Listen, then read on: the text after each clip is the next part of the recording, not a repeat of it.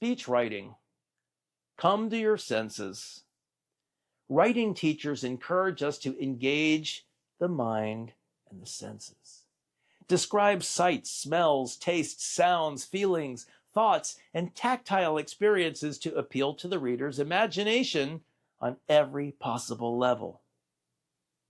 In concept, this is excellent advice. In practice, the advice often gets taken too literally. Think of saw, heard, felt, tasted, smelled, and thought as a special category of boring verb. Use them, but use them consciously and sparingly. Some examples. After so many days of hot, endless sand, Jose saw green mountains rising above the horizon. Ben awoke in a bright room, unable to recall how he got there. I must be dead, he thought, as he listened to distant choral music. Maria stared at the pile of crumpled $1 bills and felt ripped off. George smelled barbecue and rushed over to the grill. These sentences describe characters and what they're experiencing, but they're weak because the narrator is relating the sensory descriptions. Remember another piece of classic writing advice: let your characters tell the story. Build direct relationships between your characters and your reader by keeping the narrator's voice from getting between them. Let the settings and objects in your scenes tell the story. Inanimate objects and places can rise, wave, beckon, impose, threaten, welcome, suggest, produce, radiate, and even speak. Let's try those examples again. So many days of hot, endless sand. At last, green mountains rose above the horizon.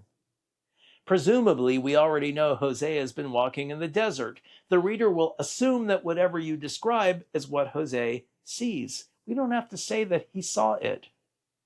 Ben awoke in a bright room, unable to recall how he got there. I must be dead. Choral music filtered in from some distant place. Focus on describing the stimuli rather than on describing what Ben thinks about them. The italics, I must be dead, reveal his reaction without having to tell the reader, here's how he reacted. Maria stared at the uninspiring pile of crumpled $1 bills. What a ripoff. Again, the italics provide the character's unspoken inner voice, but by adding an adjective, uninspiring, to describe the bills, the reader understands what provoked the reaction. The sweet, tangy, smoky scent of barbecue wafted through the open door. George rushed to the grill. George's reaction is a no-brainer. By emphasizing the stimulus, the scent, instead of the response, the fact that he smelled it, the reader will beat George to the hibachi. Describe the perceived rather than the fact that it was perceived to draw readers directly into your character's experiences. I'm Dave Bricker, and this presentation was brought to you by Speakipedia.com, your online resource for all things speaking and storytelling. Be sure to love, subscribe, and share. And please leave your thoughts and questions in the comments so I can help you become a better speaker without the BS.